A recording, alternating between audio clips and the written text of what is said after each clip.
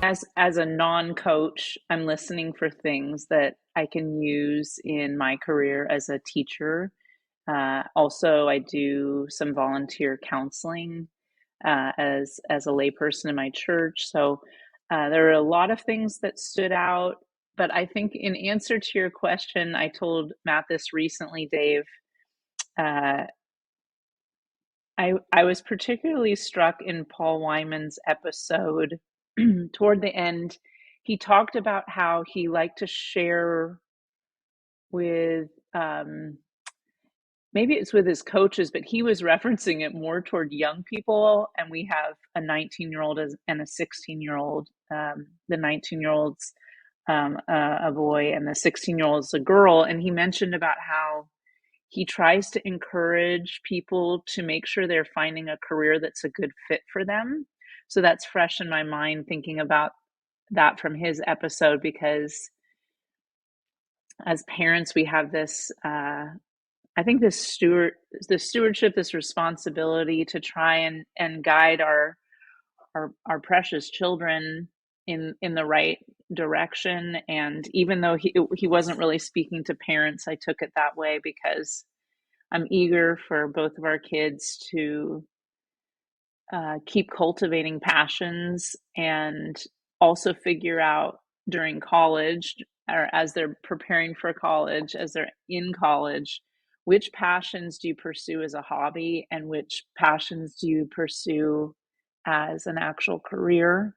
And it's just such a tricky time when you're 19, when you're 16, to be thinking ahead to the future. Welcome to Leadership, the Secret Sauce, the podcast where we talk to extraordinary coaches and leaders to dive into the realms of leadership and coaching. We're your hosts, Dave Lipsky and Matt Dodson. So let's jump in with another guest and find out their answer to the question, what is your secret sauce? Before we begin, a quick shout out to our sponsor, Character Matters Coaching and Consulting, where they believe that your character is the compass guiding you through life's journey.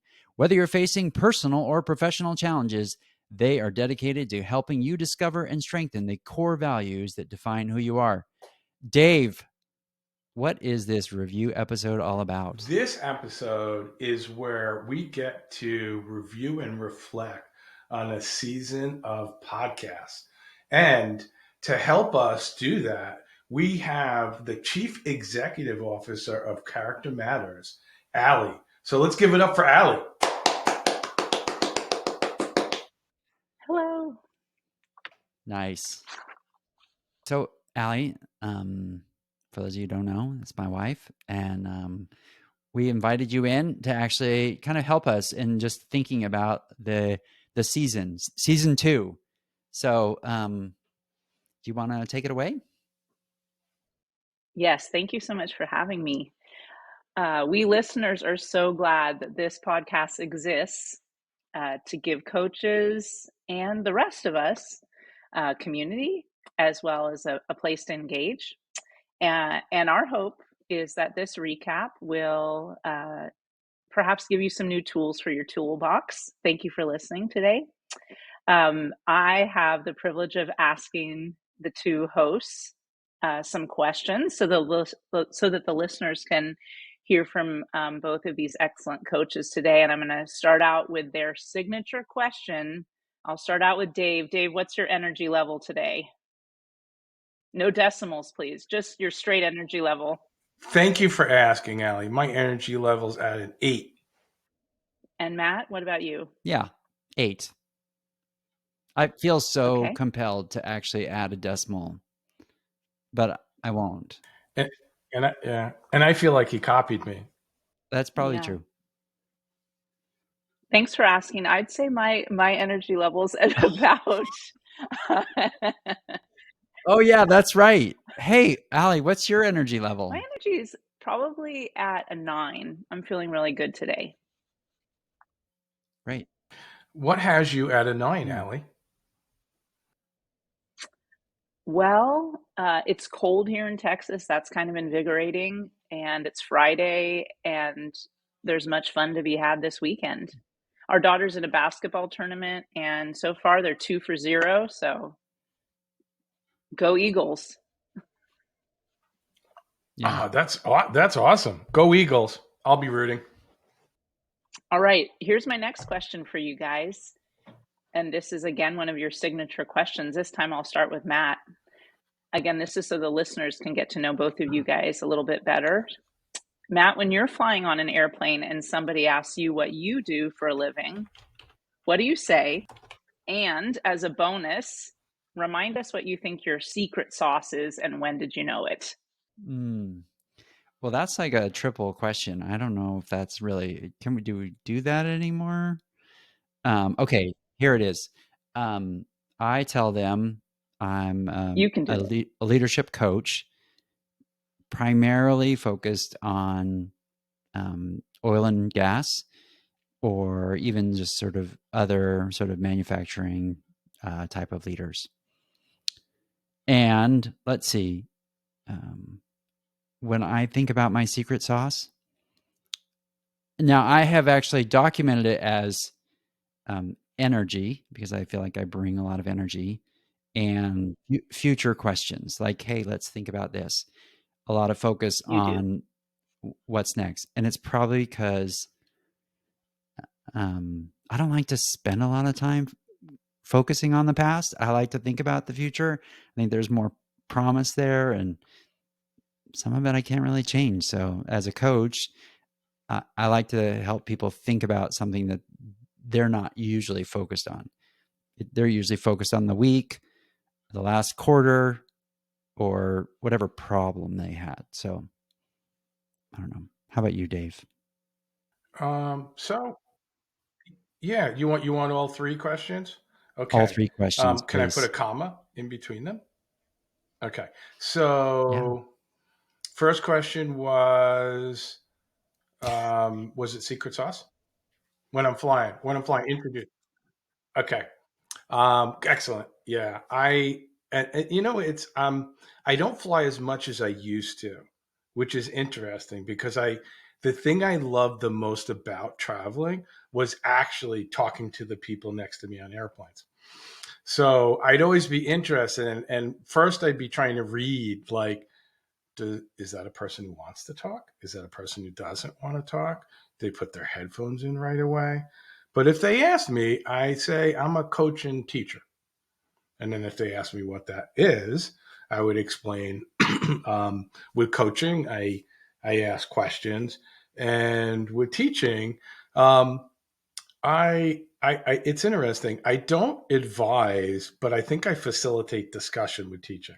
But I do think like there are areas that like most of the teaching I do now is for coaches. So I'm teaching coaches to ask better questions, be more present. So that's pretty much my focus there. And then comma the next question was secret sauce. Yes, yes, please tell us. Okay, so my secret sauce I believe to be um, positive energy. So I bring in positive energy and I attempt to bring in positive energy to every room and conversation that I enter. And with that, I try to promote curiosity. And if it works, great. Doesn't always work. Sometimes people have to be ready for that or interested in that. And when did you know that about yourself? Um, this is interesting because we might have to have a deeper therapy show on this one. I think like when I was younger, my friends liked to talk to me, and like my and it was and this might be for everybody, but it's like, oh, like I can go talk to Dave, like at least have a positive outlet look on something, and like I think it is less judgment and more curiosity. So I think I knew when I was younger that that was my focus, and people like that. So if they like that, then maybe they like me, and everybody. Well, I want to be liked. My cup says so. Exactly. I have two more to add. I think But wait, but before you ask, Allie, what is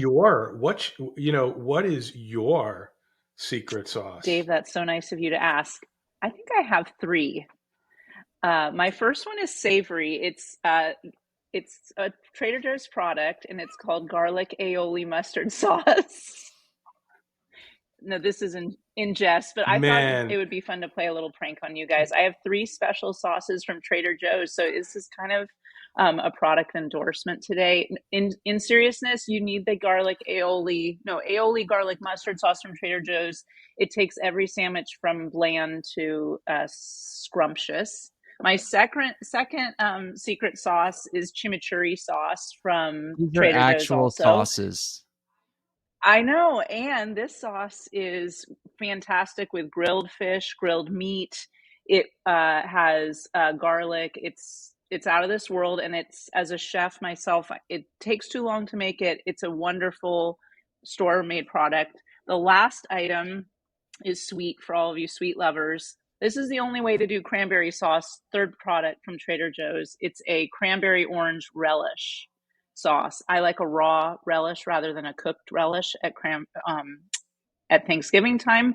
But if you score this at Thanksgiving time, have it on your yogurt. It will take your yogurt from bland to scrumptious.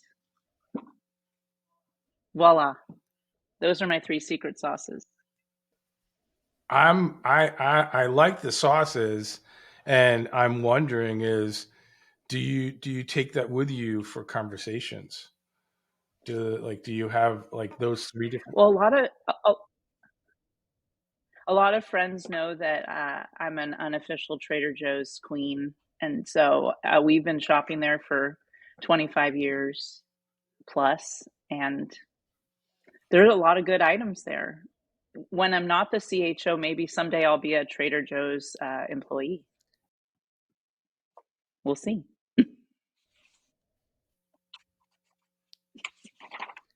I don't think we've ever had anybody do that, Dave. That Yeah. absolutely was unique contribution and potential additional sponsorship. But I have two more observations as a frequent listener, longtime lover of both of you, and that is that I think that Dave has another secret sauce, which he may or may not be aware of, and that is uh, an excellent conversationalist. So for all the devoted season one and season two listeners, you've heard Dave seamlessly wind the conversation together, and I really appreciate that about you, Dave. The other thing I really like with Matt, another secret sauce I've observed, is laughter and humor. I think that's added a lot to not only the podcast, but your coaching. So don't forget to include those when you guys do your humble brags. You guys ready for question three? We'll keep it light. This is the question you guys often ask others. What is your current walk-up music? My current walk-up music. Let's see. Well, I would say Dave probably doesn't know this, but my favorite oldies song is by a lady by the name of Jean Knight, Mr. Big Stuff.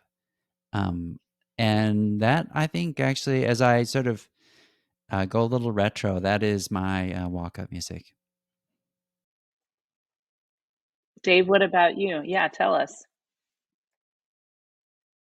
Yeah, I have there's two. There's Unwritten by Natasha Bedingfield, which is the message in the song I love, which is your future is unwritten. You write the next part of your story. And then the other one is Let's Get It Started by the Black Eyed Peas, because it's kind of like motivational music for me. That's awesome. What's yours, Allie? Well, mine is a little bit unusual, but it has to do with my roots and where I'm from. My walk-up music is Can't Touch This by MC Hammer. And that's because I love that I grew up in Oakland and I love the beat. Go Dave.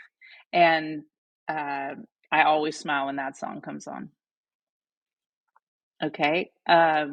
Guys, on to a serious question. This is a question that you always ask your guests. And the question you ask is, what do you want in a coach? What's really important to you? Matt, you want to start? Yeah. Well, I guess I'll start.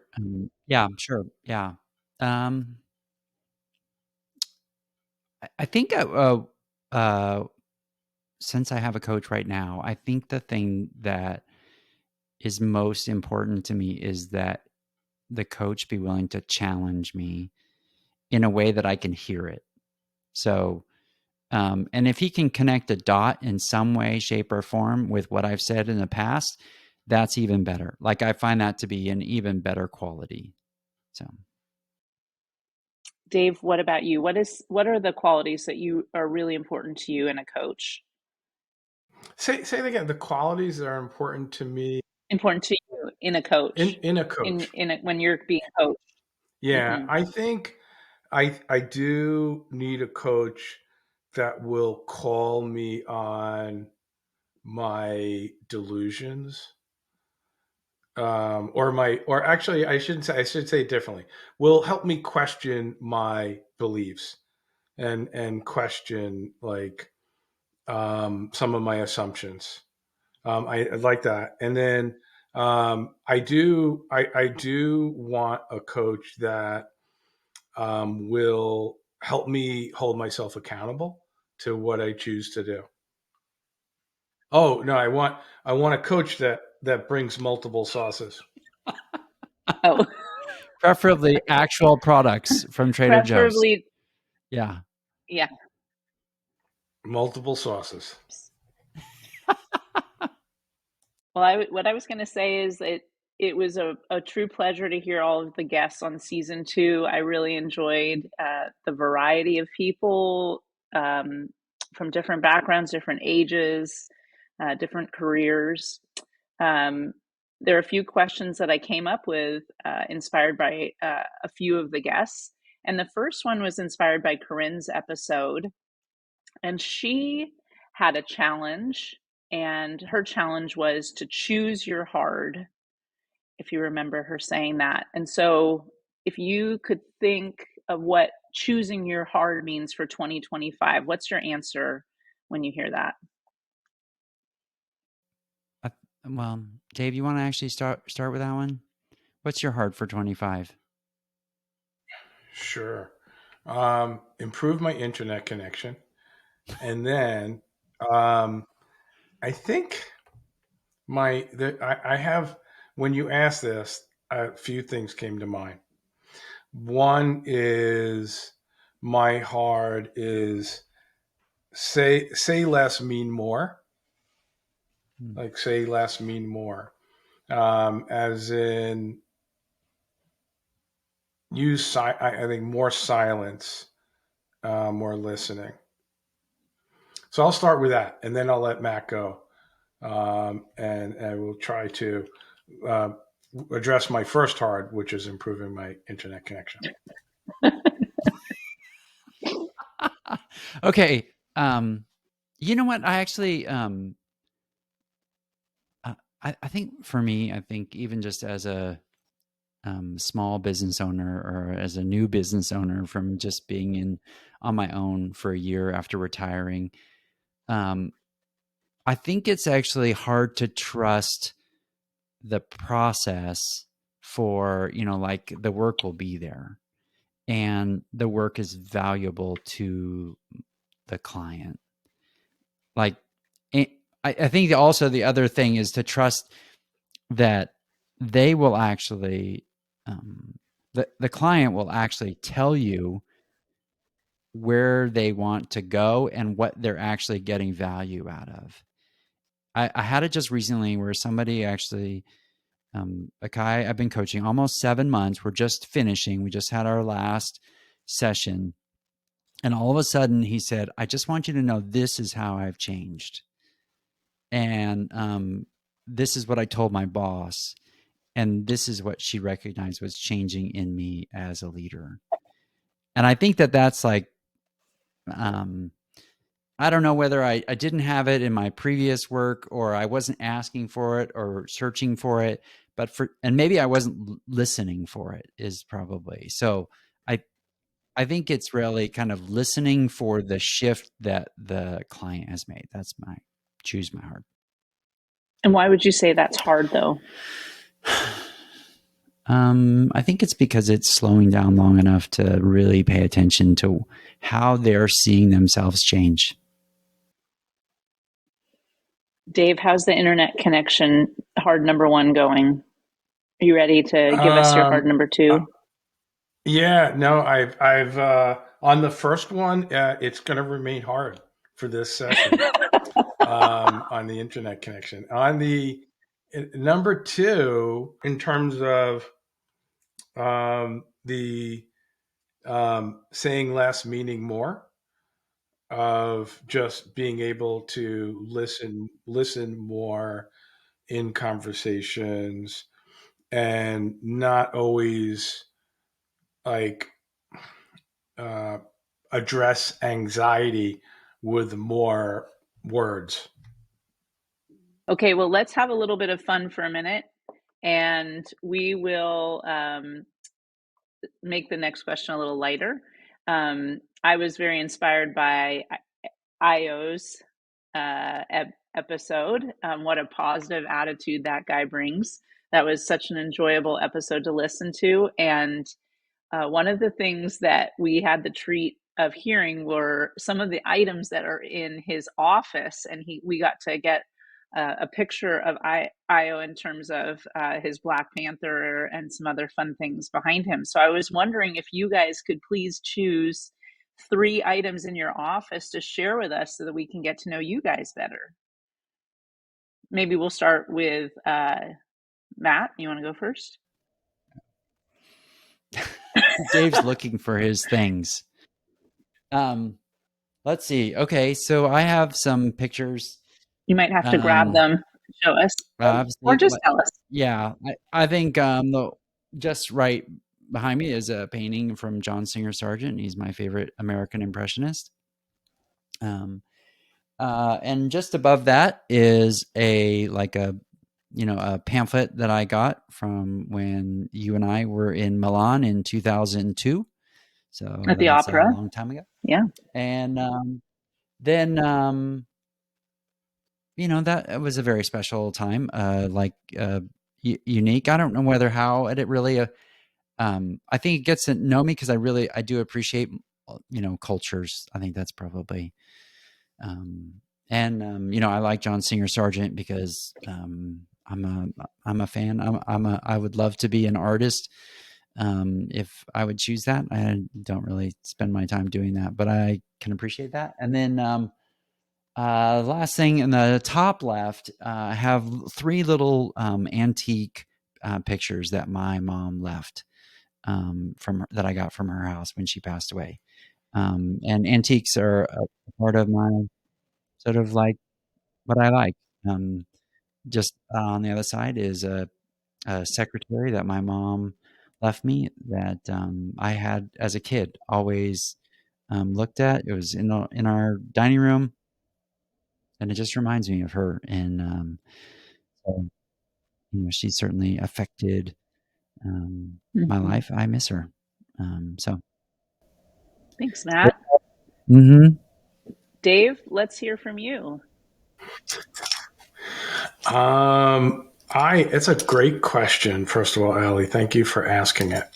And be prepared because we might ask you back that. So yeah, you need to start looking around.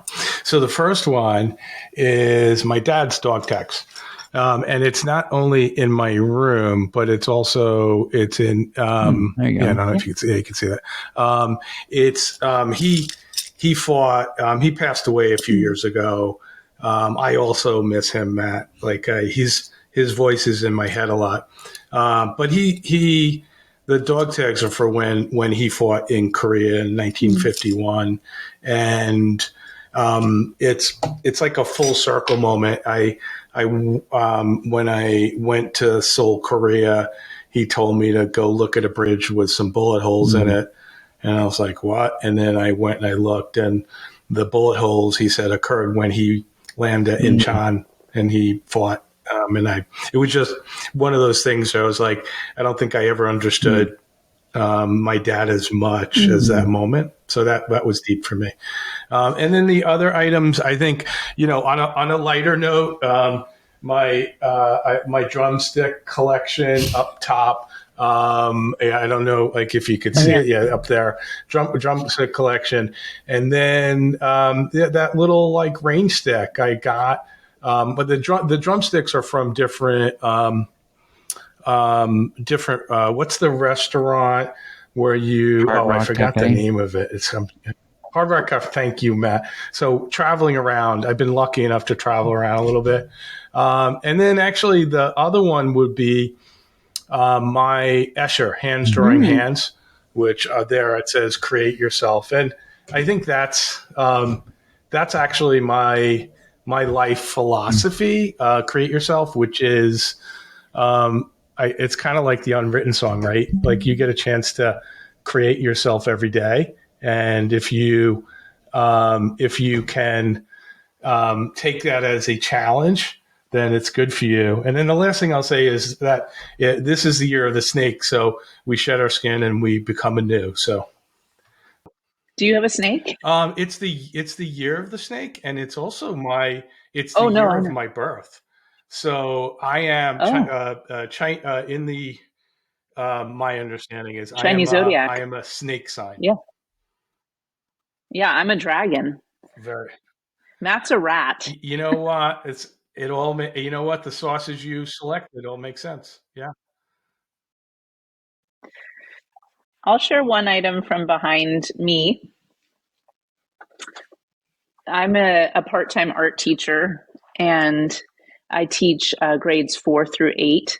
And yes, that does include middle school. So if you see some gray hairs, that's why.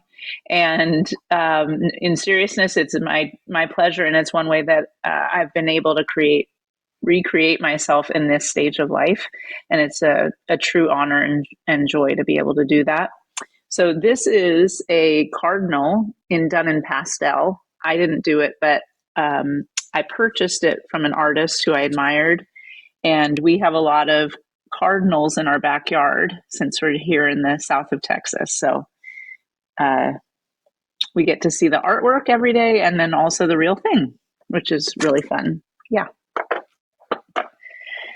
Okay, guys, are you ready for the next question? Thank you for sharing your items. The next one's a hard one. This one was inspired by Paul Wyman's episode, excuse me, and he talked a lot about the inner team dialogue as well as polarities. And so I was wondering if after you listen to that episode, and hopefully now you could evaluate yourself and say, is there a part of your inner team dialogue that you're working on? Paul specifically shared that his expert self and his perfectionist self and his pusher self get in the way of his goals, his career, and I really appreciated that humility, and I know you guys did too. He shared some other examples, how the polarities like responsibility and play, perfectionism and being messy, doing and being was one Matt chimed in on, and also he shared the head and the heart. Those polarities are interesting, and so I'm wondering, can you offer the listeners one that you as a coach are trying to be aware of, or you as a man, and how that's going for you?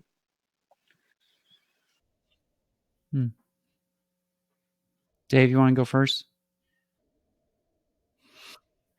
My imaginative self sometimes comes up with one more good idea at the end of working with people that it's not really time for it, but my imaginative self kicks in, and then my to Paul's point of like how I orchestrate all those different pieces. I sometimes my advice to myself in orchestration is leave the last idea in my head. You don't need an oboe solo. at the end of an orchestra. Not everybody wants to hear it. Mm. Okay, thanks, Dave. Matt? Um, you know, I think I don't know what version of the self happens to be, but I think to sort of, there's something that oftentimes I'll say in a coaching session, and either like, it's not a perfectionist self, but there's something inside me that like, oh, that wasn't, I could have done this, or it could have been that, or I should have said this. Oh, I said too much.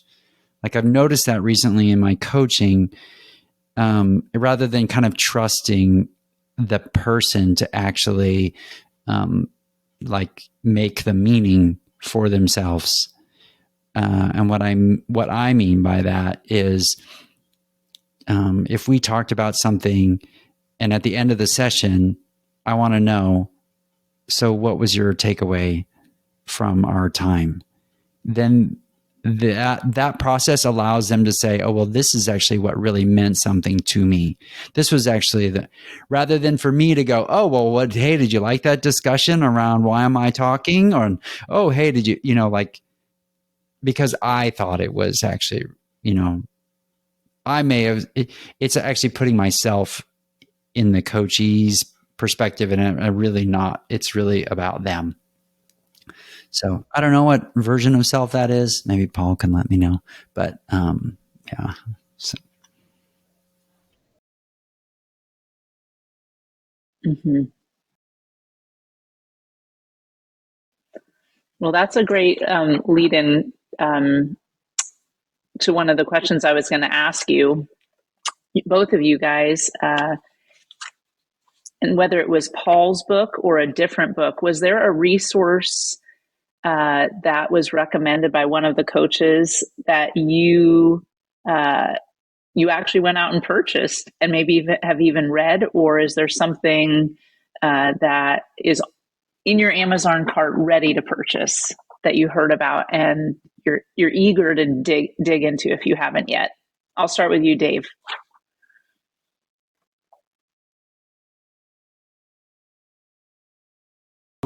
I am I always have this always on belief that there's more content out there that I desperately need to digest. So when I hear books, I'm like, I'm constantly putting in my Audible. So I've listened to multiple books. And then I to your question, Allie, last night, I went back and I'm like, all right, if I pick one, it's a reread of Man's Search for Meaning, which is from Dr. J, Jacinta. And it reminded me how like we can make coaching and models and different pieces very complicated, but going back to purpose and meaning for people is so powerful, right? Purpose and meaning, logotherapy, just the belief that you can control that part of yourself. And I think we've gotten away from that in so many different levels of individuals, society. So that one was really impactful to me. Matt, what about you?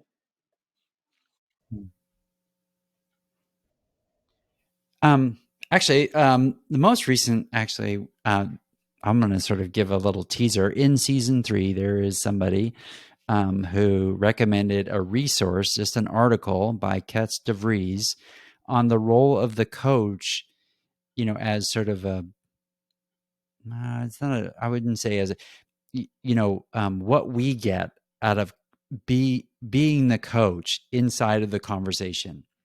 It actually, Ketz DeVries published it from INSEAD, and she had recommended it. I think she's episode 2 in season 3. So that was the one actually that was really interesting to me, because I actually found myself going, oh, you know what? I don't have personally like a fixer, or like somebody that thinks I can, save, or, um, you know, have this deep need to actually fix or to be more than the coach or the sounding board for a coachee. But it was great to read it and to go, I could relate to some of those things, and it would be possible maybe in a different place and time that I would actually think that my role is my role as a coach is more than just to be that sounding board, that reflection, and that question asker. Was to actually like, oh, you know what? It's really important that I'm doing it and helping this person. I don't have that as much, but this idea like, hey, that's where it could get, or maybe it will, or maybe I'll go in and out of, sort of an outsized role as a coach rather than just being that coach. So anyway, maybe Allie, you could share with Dave and I what was anything you want. You've listened to the episodes. What did you think? Is there anything that really sort of jumped out to you? Right. So, I mean, as a non-coach, I'm listening for things that I can use in my career as a teacher. Also, I do some volunteer counseling as a layperson in my church. So, there are a lot of things that stood out. But I think in answer to your question, I told Matt this recently, Dave. Uh, I was particularly struck in Paul Wyman's episode toward the end. He talked about how he liked to share with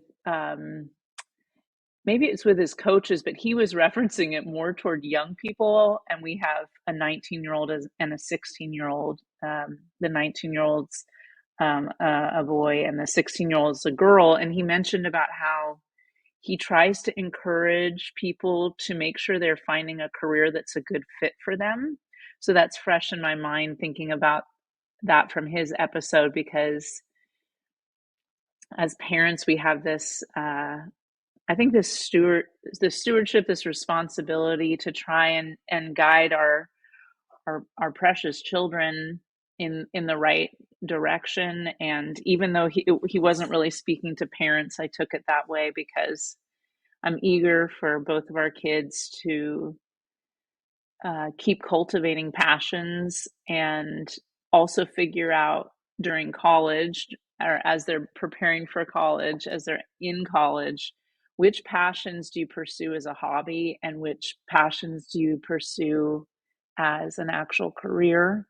And it's just such a tricky time when you're 19, when you're 16, to be thinking ahead to the future. And so I think that's where my mind is. And so it was practical for me, but different probably than what most of the coaches heard. Nice. Thanks. Dave, any reflections on reflecting on season 2? My first reflection is, Allie, you're fabulous. And and also, I appreciate actually asking us questions that we ask to others. That's really like it's really important. So my reflection is, I think more consistently, I want to ponder the questions that I ask others. Like I don't take that time for self reflection enough. That's one. And then the other thing is, we had we had a great like season of podcasts.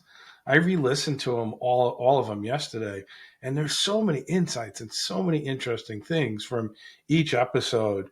And when I stopped listening to myself, which always it starts out and I'm like, okay, that's interfering, and then I listen to our guests and Matt, so many interesting insights. So thank you, and I appreciate your partnership, Matt. It really is like enriching my life and helping me be more on purpose. So Thanks, thank Dave. you. Thank you, Allie. We just want to honor you for joining us on the podcast. You've listened to them all. You've watched us as we start We really appreciate. We had our daughter, our first season 1 reflection. Now we're into season 3. So thank you for preparing, all that you did to prepare, and for coming on our time. You are fabulous. So It was my pleasure. Thank you very much. Thank you. thank you, everyone. And we hope you listen into season 3.